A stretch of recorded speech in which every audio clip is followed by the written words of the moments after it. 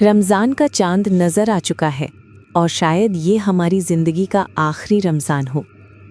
पिछले साल जो लोग हमारे साथ इफ्तार कर रहे थे, आज वो कब्र में हैं। रमज़ान की अहमियत। रमज़ान सिर्फ भूख और प्यास का नाम नहीं, ये रूह की सफाई का महीना है।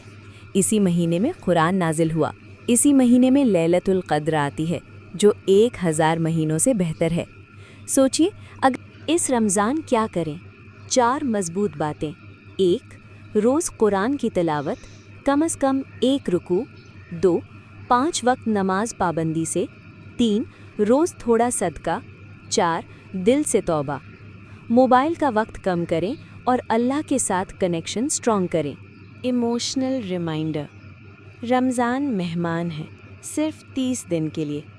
अगर ये 30 दिन निकल गए तो पता नहीं फिर मौका मिले या ना मिले।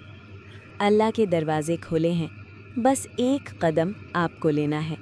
आज रात 2 रकात नमाज पढ़कर ये दुआ करें, या अल्लाह इस रमज़ान को मेरी मग़फ़िरत का ज़रिया बना दे, आमीन। अगर आप भी चाहते हैं कि ये रमज़ान आपकी ज़िंदगी बदल दे, तो इस वीडियो को शेयर करें और चैनल को फॉलो करें। फॉलो करो दिल की आवाज़ के यार को, प्लीज़।